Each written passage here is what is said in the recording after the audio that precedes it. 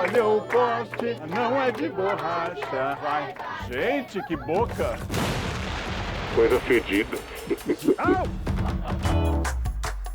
O importante é viver bem, sem boca a boca. Seja livre. Conhecimento é a base. Amanhã eu tenho terapia, vou saber melhor. Assim? Chupar o dedo. Aprender. Para aprender rindo. Balança o cabelo, isso! Pode ser fiel com um amigo. Pode dar abraço? Calma que eu não sou coordenado, isso. Falar a verdade independente do público. Sim. Prefiro buscar a verdade. Decisão inteligente.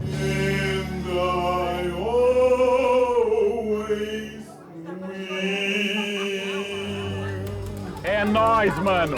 É nóis! Estourou algo.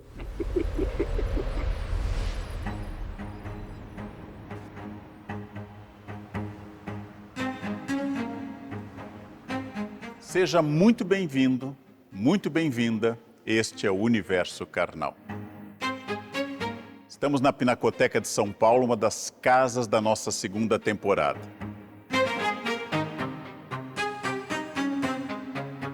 Fundado em 1905 pelo governo do estado, este é o museu de arte mais antigo da cidade e tem como foco a produção brasileira do século XIX até os dias atuais, em diálogo com as culturas do mundo.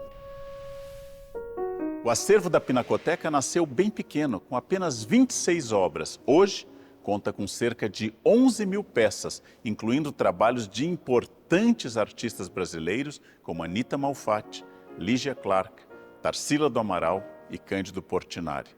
Aqui, vamos conversar com convidados especiais e propor reflexões sobre temas como medo, política, preconceito, educação e tantos outros assuntos que permeiam o nosso dia a dia. Atravessando a rua, chegamos à nossa outra casa nessa temporada, o Museu da Língua Portuguesa.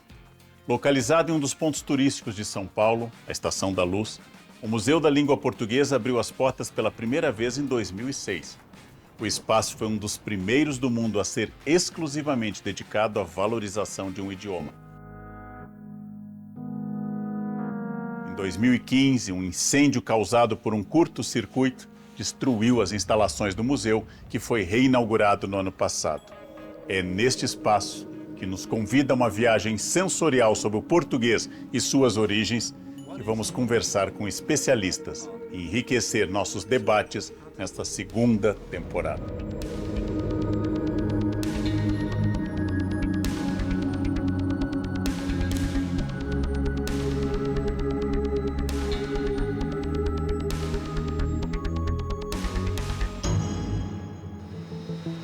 Você já pensou na sua origem? Eu cresci entre livros, aulas e viagens. Quebrei linhas retas e deslizei em parábolas. Sou o fruto linear e contraditório da minha interação com o mundo. Um roteiro variado, nunca foi um monólogo. Bem-vindo ao meu universo.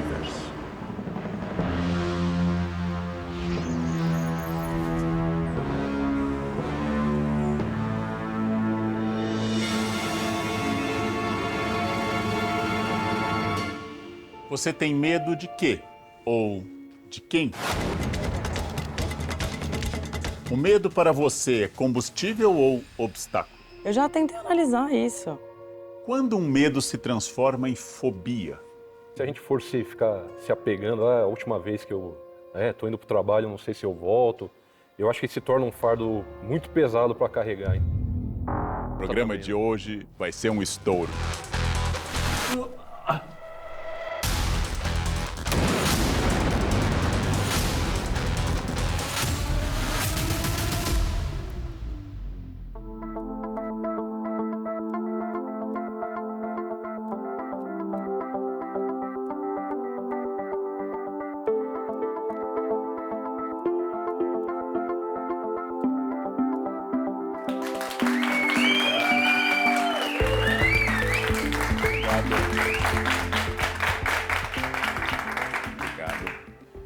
Individual ou coletivo, o medo é uma das emoções mais antigas e mais poderosas, seja para o bem ou para o mal da humanidade. nós conseguimos perceber que o medo nos define, que o medo é um instrumento educacional e um instrumento político, que o medo, inclusive, faz com que eu me aproxime de pessoas que compartilham dos mesmos medos. Os medos nos revelam muito mais do que nosso amor ou nossa esperança. O medo é a síntese de tudo aquilo que eu sou, porque aquilo que eu temo me define, faz fronteira e define quem eu vou buscar como companhia e a quem eu devo evitar. O medo é um elemento, um dos grandes gigantes da alma, como disse Mirei Lopes, é um grande elemento de definição da minha personalidade e da sociedade na qual eu me insiro. Lenine, um dos grandes compositores brasileiros, exaltou o medo em uma canção. Diz ele em um trecho: tenho medo de gente e de solidão, medo da vida e medo de morrer. Às vezes os medos podem parecer, digamos, mais bobos, mas não para quem sente.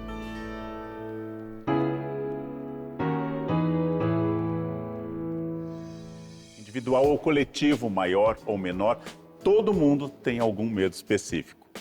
Mas para algumas pessoas, ele cresce tanto que vira fobia. É o caso da cantora Luísa Posse, que não pode ver um pombo. Isso mesmo, um pombo, a ave, que ela sofre efeitos físicos e psicológicos.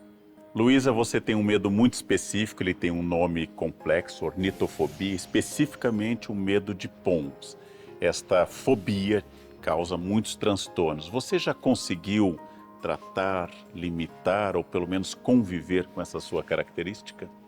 Carnal, eu nem sabia que tinha um nome, isso você acabou de me dizer. Até porque eu não sabia que tinha mais de uma pessoa que tinha esse medo, portanto não precisaria de um nome. Mas agora você acabou de me dar um conforto. Pode ser ornitofobia louisiana. Assim. Exato. Eu tenho muito pavor, assim, disso. E fiz algumas terapias de regressão.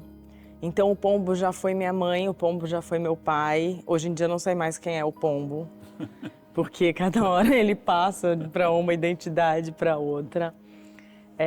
Já tentei muito, de várias maneiras, tratar. Já fiz constelação familiar por causa do pombo. Em alguns momentos isso até melhora. Eu consigo passar na mesma rua em que está um pombo, mas eu passo rápido, eu dou uma corrida. Em outros momentos eu tenho que atravessar a rua, não tem jeito, em outros momentos eu tenho que voltar para onde eu estava. Não consigo passar de um determinado ponto. A Praça de São Marcos, nem pensar em Veneza. Não. Eu tenho uma foto assim com pombos em todos os... Morreria, juro, morreria.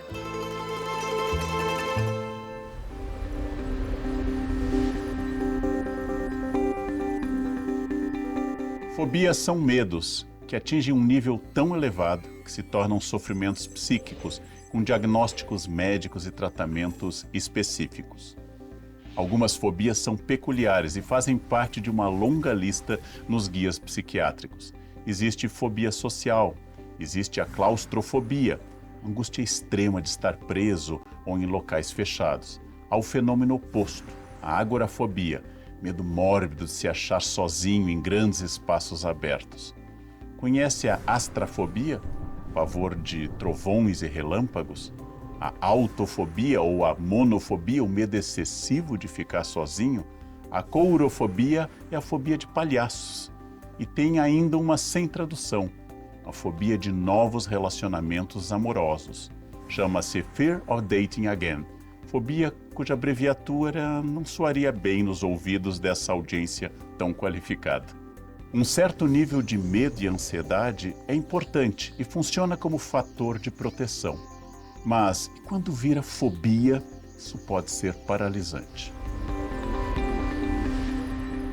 Quando nós sentimos medo diante de uma situação de risco, muitas vezes chamamos a polícia para resolver o problema e eliminar nosso medo. Nós fomos ao Esquadrão de Bombas da Polícia Militar do Estado de São Paulo para examinar o medo do policial diante do artefato explosivo.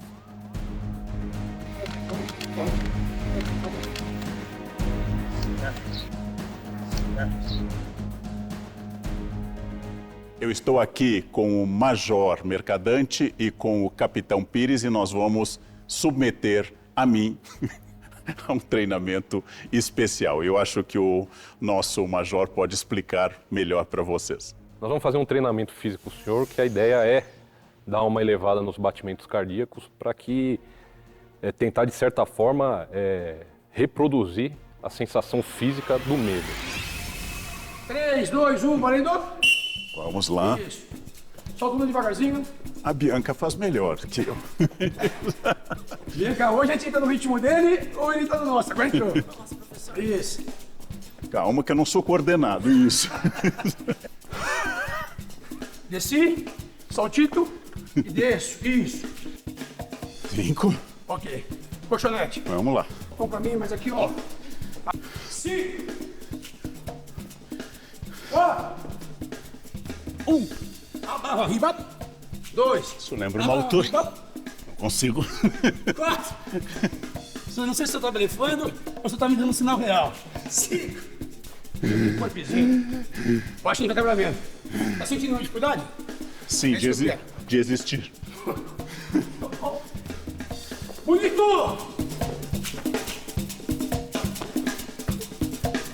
Última!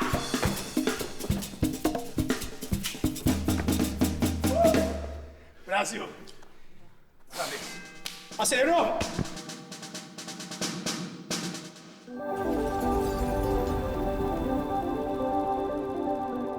Guerra, pandemia, fome. São vários os motivos para termos medo. Uma emoção pouco desejada, mas fundamental para garantir a nossa sobrevivência e direcionar escolhas. Quem conversa comigo sobre este tema é Mário Eduardo Costa Pereira, psiquiatra, psicanalista e professor titular de psicopatologia clínica pela Université de Provence Aix-Marseille. É também professor do Departamento de Psiquiatria da Unicamp. Nós temos o medo como uma medida de proteção. Eu tenho medo de lugares escuros, eu tenho medo de tomadas, eu tenho medo de fios, eu tenho medo de animais e isto me protege. Mas há um momento que este medo vira patológico. Existe uma diferença técnica entre medo e fobia? Sim.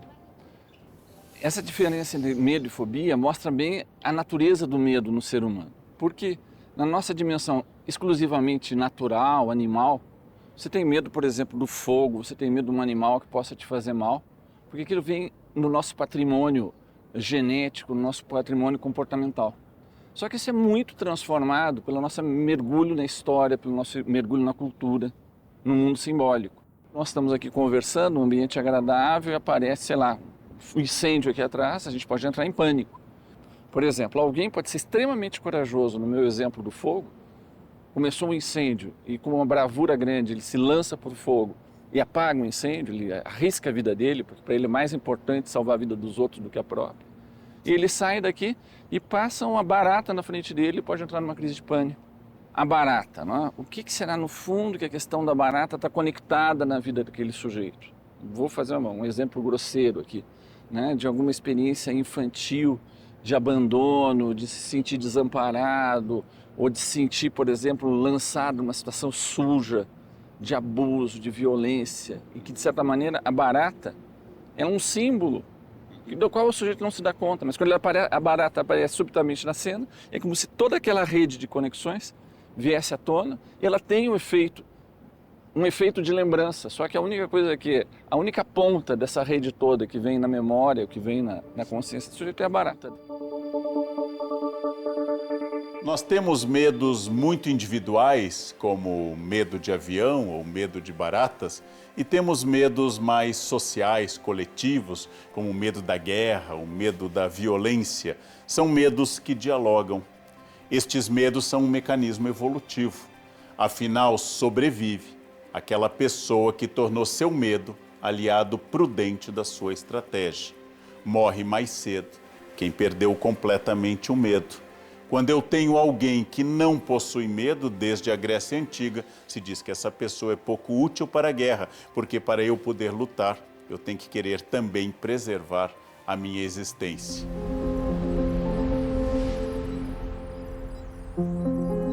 A guerra, um dos grandes medos coletivos, foi retratada de maneira magistral pelo espanhol Francisco de Goya, em inúmeras obras. A impactante Saturno devorando um filho faz parte do conjunto de 14 cenas do pintor que ficaram conhecidas como pinturas negras, pelo recurso das sombras, tintas escuras e temas sombrios.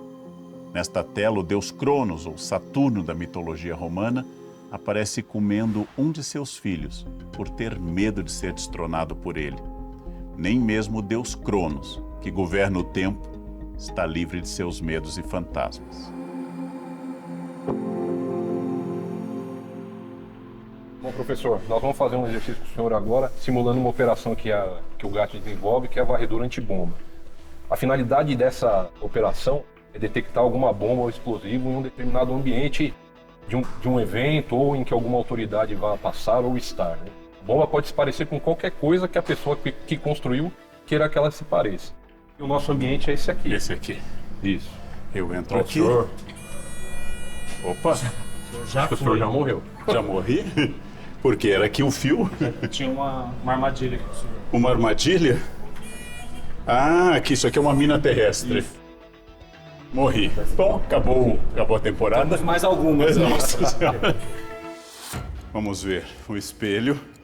Aqui. Outra. Não pode. Debaixo de uma cadeira. Debaixo de outra cadeira. Nada. E um capacete nessa sala. Um capacete. Uma caixinha. Nesse caso, se eu suspeito de uma caixinha, eu não posso levantá-la, né? Então, eu aciono alguém? Opa! Novamente. O que é isso? Mas o que é? Tinha uma armadilha aí para passagem. Um fiozinho. Ah, morri pela segunda vez. Queria dizer à minha família que eu amo todos. Às vezes a bomba é feita para parecer um objeto inocente, inofensivo. Como a caixa de celular, o senhor identificou, é estranho, é o modelo do aparelho, realmente Uma outra bomba. tem um gatilho aqui. Debaixo de um capacete. Ah, os capacetes. Barra de sabão. Barra de sabão explosiva. Ô senhor, aceita um biscoito? E até comida envenenada. Nossa, salgado. Nossa, Comida envenenada. Explode aqui. Então, alguns artefatos são colocados em locais onde as pessoas vão tocar, vão mexer. Esse é um olhar de um profissional, né? Então eu tenho a sensação que isso aqui é montado pra gente como eu, que é totalmente amadora, ou uma autoridade, que vai sentar e vai se reclinar, ou vai pegar uma bolachinha. Nós estamos na maior cidade do Brasil. É comum vocês serem chamados para suspeita de bombas. Me parece que nós temos uma grande violência urbana, muitos crimes, mas bombas são comuns aqui em São Paulo? Bombas são comuns, têm sido muito utilizadas por grupos criminosos, né, para o cometimento de roubos e furtos, né? Caixa eletrônico, empresas de valor, carro forte. Os filósofos ensinam, Major, que quem tem algo a perder tem medo. Se eu tenho família, reputação ou bens, eu tenho medo. Se eu não tenho medo é porque não tenho nada a perder, inclusive isso não é uma coragem filosófica. Isso seria apenas aquilo que os japoneses chamariam de um kamikaze, aquele que quer morrer. Um profissional aqui do grupo tem medo? Tem medo, sim. Tem. Inclusive, a gente costuma dizer, quanto mais a gente trabalha com explosivo, quanto mais a gente conhece a construção de bombas, essa atividade, mais medo a gente sente, né? Ignorância às vezes é uma bênção, né, professor? A gente, conhecendo o que pode ser feito e os efeitos de um explosivo, a gente cada vez fica com mais medo. Nós temos uma definição filosófica que quem vai à guerra sem medo é um mau soldado, quem fica em casa com medo é um covarde e o corajoso é quem pega o seu medo e vai à luta. Esse seria a coragem, ou seja, o medo dá uma tensão que aumenta seu foco.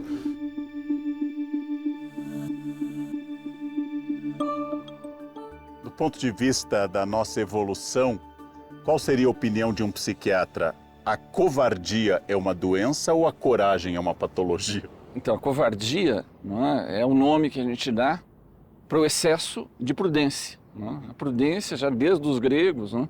Ela é fundamental tanto para gerir as nossas questões pessoais como do Estado, como da cidade. Precisa ter prudência. Só que o excesso de prudência nos paralisa. Isso é muito Aristóteles, né? O excesso paralisa. É, exatamente. Né? Nos paralisa. Né? Então, e a coragem também.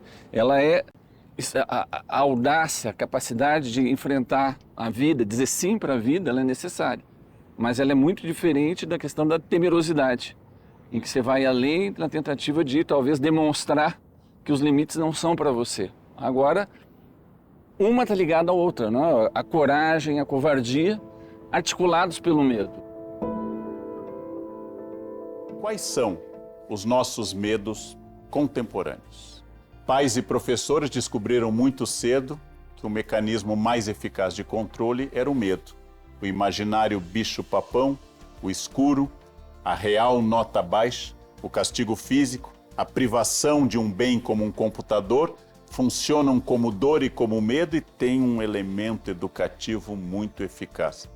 A educação pelo prêmio, ou a educação pelo estímulo, ou a educação pela busca apenas do conhecimento e da boa atitude, é menos popular do que a educação pelo medo.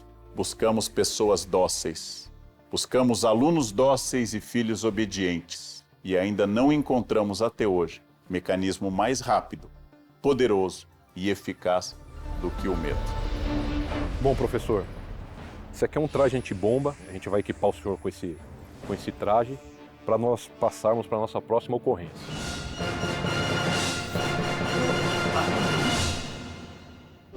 Bem-vindo ao meu universo. Bem-vindo ao meu universo. Seria saudável viver com ou sem medo? É muito curioso supor que até nos medos nós queremos formar grupo. E nós nos aproximamos de grupos que tenham os mesmos medos. Os medos de que outros grupos nos dominem, os medos de que outros grupos tirem a nossa posição, são questões muito importantes. E hoje, aquilo que nós chamamos de medo da exclusão, medo de estar por fora, medo de não ter acesso às informações, é um medo novo, contemporâneo, que as redes sociais ajudam a divulgar. O medo do desemprego do brasileiro superou o da morte durante o auge da pandemia de coronavírus. O medo de desemprego chegou a 88% com a pandemia, enquanto que o medo da morte estava em 72%, segundo uma pesquisa. A questão do medo é fundamental. Nós passamos por uma pandemia. O medo da morte seria o maior medo? A morte, nenhum de nós conhece, nenhum de nós experimentou. Então a gente sempre tem uma fantasia da morte. Mas tem essas que são muito carregadas na nossa história cultural. A morte, o abandono, o perigo que são construídos na noite, nas fantasias, a sexualidade. Então a morte, ela, digamos assim, é uma espécie de consolidação daquilo que é o perigoso para nós. Embora a morte em si seja o nosso maior enigma. A Terra é desconhecida. E o que vem depois é desconhecido, Exato. né? Epicuro recomenda que não há problema, você não vai saber, vai eliminar todos os males. É um otimista, Hamlet não era tão otimista.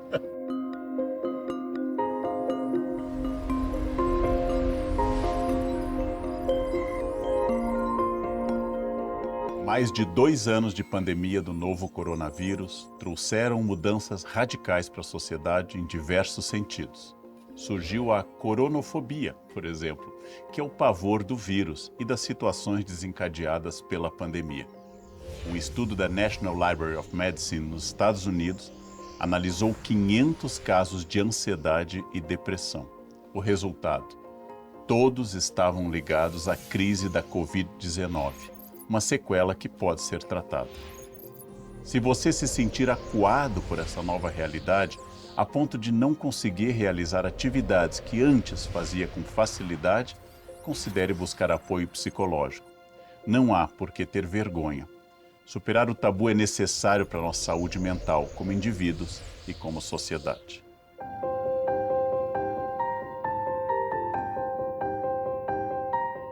Você tem mais medo de Covid ou de pombos, da guerra ou de pombos? Meu Deus, que pergunta difícil. Bom, literalmente, né? Eu tenho mais medo da guerra, tenho mais medo da Covid, tenho mais medo das coisas que que realmente são mais danosas. Consigo perceber que o medo de pombo é muito meu, mas fisicamente, até abstratamente, porque é abstrato, mas o meu medo de pombo não me deixaria agir diante desses outros medos. Tem uma fábula que eu gosto muito do Oriente Médio, de um homem que está indo para a grande cidade de Bagdá e encontra a peste, a morte, indo para a cidade. E a peste diz, eu vou matar 100.000 pessoas. E ela sai. Quando ela volta, o homem diz, você mentiu, você matou 1 milhão de pessoas. Ele diz, não, eu matei 100.000 apenas. Os outros 900.000 morreram de medo. Eu cumpri a minha palavra. O medo aumenta a sensação de risco, o medo aumenta cada pequeno problema. O medo é uma grande dificuldade. Apesar disso e dos seus medos confessados, das suas dores, você tem uma carreira de sucesso, tem uma família, tem filhos. O medo atrapalha, mas ele impede a felicidade? Não. E acho que o medo tem que andar sempre numa coleirinha, sabe? Não dá pra soltar ele, assim. É isso. Usando de novo o meu próprio exemplo, mas assim, quando eu vejo um pombo, eu falo, eu vou conseguir, eu vou andar na mesma calçada, eu vou passar por ele. Então, assim, eu acho que o medo, ele tem que andar numa coleira. Eu, como mãe, agora vendo, assim, acho que meu papel principal é fazer meus filhos terem coragem. E às vezes eu tenho medo. Se eu tenho medo de tirolesa, eu nunca tinha andado numa tirolesa, mas eu queria que meu filho não tivesse medo de tirolesa. Então eu andei na tirolesa e incentivei ele. Mas eu tô com medo. Eu falei, não, medo não, vamos lá, vamos lá. Então meu maior papel é ser uma incentivadora da coragem. E eu faço isso com os meus medos também. Seu filho sendo atacado por pombos, você o resgataria? Que pergunta, cara. Difícil, né? Aqui meu filho, aqui os pombos, que dúvida. Meu, eu não ia ter condições, não ia ter condições. Eu ia chamar alguém, eu ia correr para chamar alguém, eu não ia ter condições.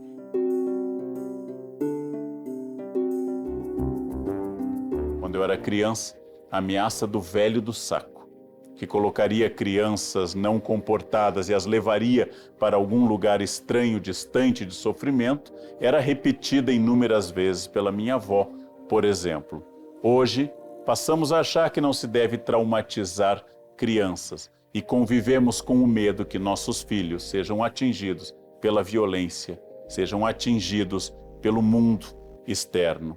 Quem tem algo tem medo, quem tem bens, quem tem fama, quem tem trabalho, quem tem filhos, quem tem afetos, família, tem muito mais medo, porque tem algo a perder.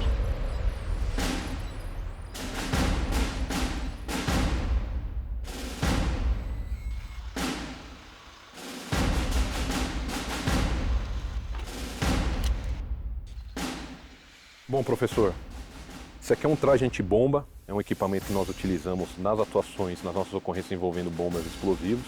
A gente vai equipar o senhor com esse traje para nós passarmos para a nossa próxima ocorrência. Okay. Vamos lá?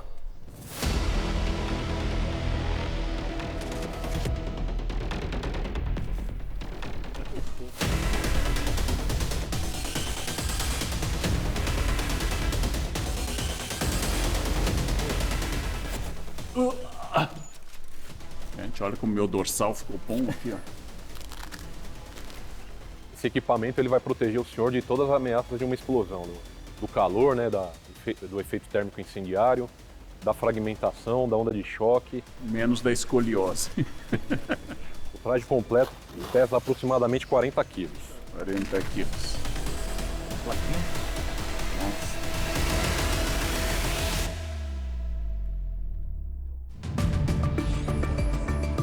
No chão, não encosta na caixa. Tudo bem aí, professor? Bem-vindo ao meu universo. Bem-vindo ao meu universo.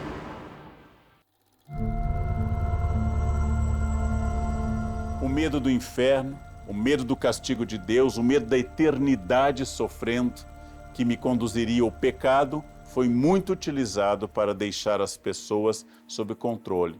não mate, não minta, não roube, porque senão a justiça pode lhe perdoar, mas os olhos de Deus vão lhe levar para um lugar de sofrimento eterno. É a moral do medo e o inferno uma grande ameaça, e o céu uma grande chantagem.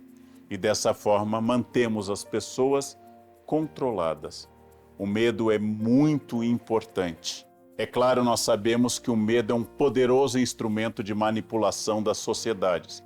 Criar ou canalizar o medo de um inimigo, criar ou inventar um risco iminente do qual eu, político, sou a solução, é uma estratégia muito antiga e muito eficaz. Você tem que optar entre se submeter a mim ou enfrentar um medo muito maior. Ou eu, ou o caos. Ou eu, ou o outro. O medo sempre foi usado como ferramenta política. E essa relação foi explorada por vários escritores. Por exemplo, o totalitarismo de Stalin e o mundo distópico trazido por George Orwell em 1984 têm como ponto em comum a subordinação calcada no medo. É isso que aponta o escritor, palestrante e cientista social Flávio Vassoler, que dedicou seu pós-doutorado à análise da literatura russa.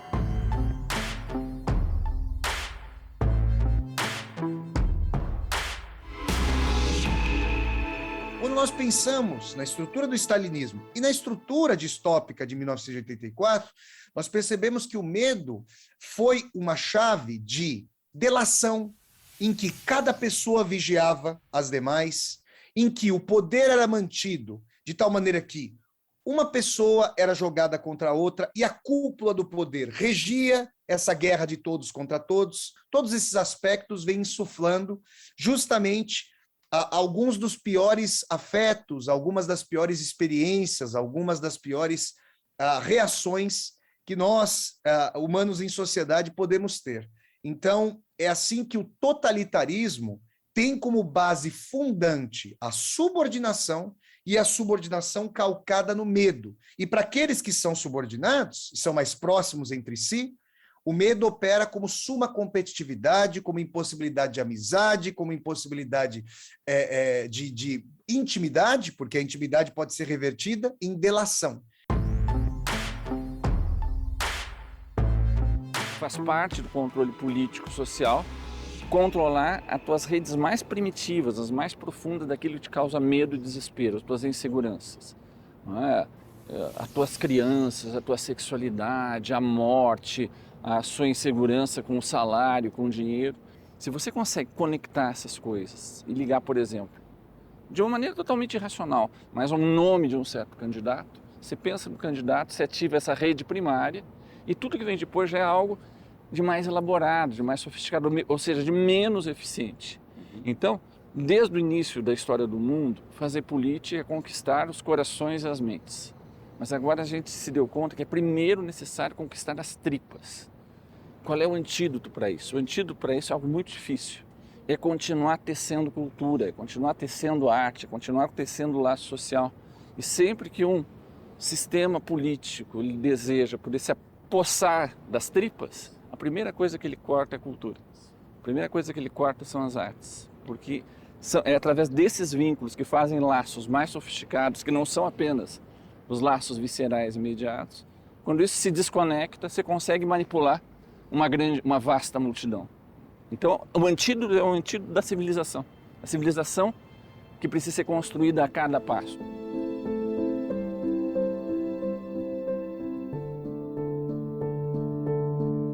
Ser mulher para você lhe dá coragem, porque a mulher enfrenta, inclusive tecnicamente enfrenta mais dor do que os homens, ou lhe deixa mais temerosa? Acho que me deixa mais cuidadosa. Eu sei que a gente tem que ter muito mais cuidado. Cuidado para não chamar atenção, cuidado por onde anda, cuidado com quem está atrás, com quem está na frente, com quem está do lado. Mas esse medo de enfrentar o mal, o homem mau que vai vir para cima, eu tenho mais medo do pombo. O pombo. Pensou se esse homem vier com pombo? Meu Deus, aí acabou. Não, aí não dá para mim.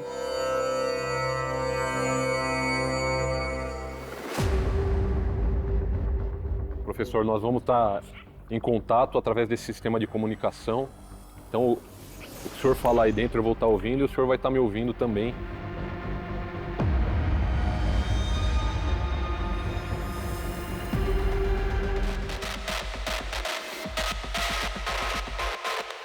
Vamos para onde? Esquerda ou direita? Nós vamos para a esquerda. Esquerda. Identificaram um objeto suspeito de ser uma bomba e nós vamos lá avaliar a situação, ok? Não basta eu ter explodido várias antes. Pode passar. Esse balanço é suspeito. Eu nunca andei com 132 quilos. Acho que uma sobrecarga nas pernas e no corpo todo. A posição é desconfortável, mas a opção é a morte, então... O nosso objeto suspeito é aquela caixa ali.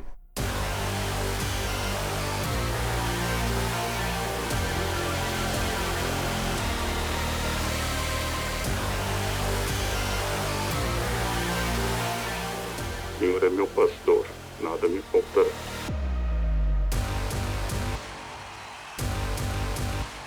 Vai dar certo, vai dar certo.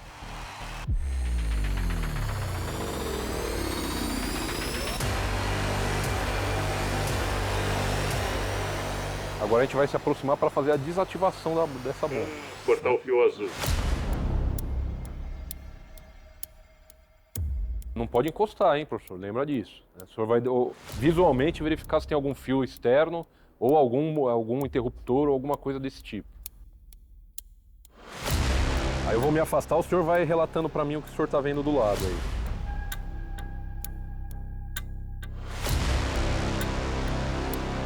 Um fio do lado direito. Se mexer nele, estoura. Nada aqui. Do lado direito, um fio.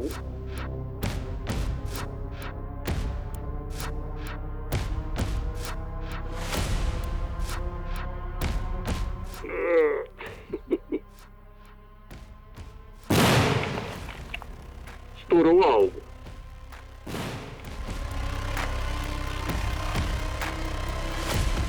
Tudo bem aí, professor? Espera aí que estamos chegando. Espera aí que estamos chegando.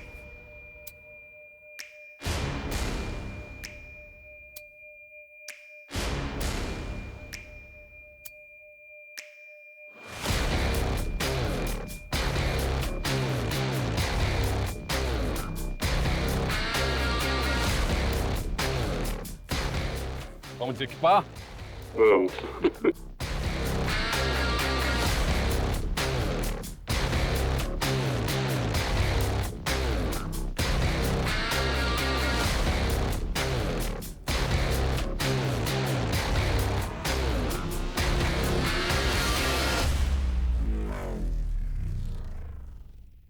Como que foi a sensação, professor? Suave. Deu medo ou não? É muito assustador, né? Você não sabe a intensidade do que vai explodir, você não sabe o que esperar.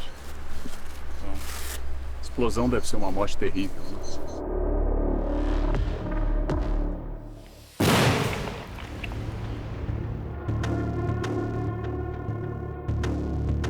O medo, ele é humano, mas a leitura do medo depende da história, do grupo social e do gênero.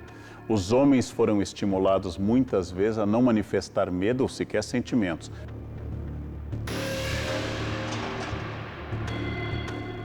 Quando você é obrigado a sufocar o medo, como diz a obra dos grandes psicanalistas, ele vai ser denegado. Então ele volta com outro tipo de violência, ele volta como fobia, ele volta com uma reação mais forte e incontrolável. O ideal, independente do gênero, é encarar o medo, observar o medo, pensar no medo, porque se você não olhar de frente para o medo, ele vai te dominar. Material explosivo é perigoso. Nós acompanhamos aqui o trabalho profissional dos explosivistas para destruir esse material de forma segura em uma pedreira em São Paulo.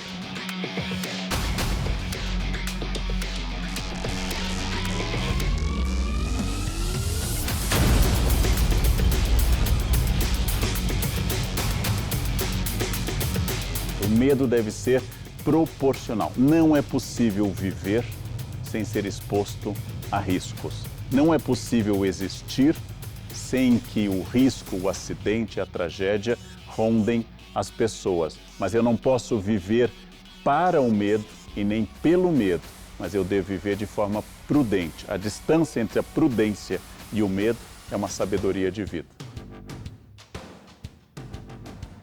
Hoje exploramos as várias facetas do medo, mas das mais antigas e temidas emoções. Até semana que vem. Foi um prazer.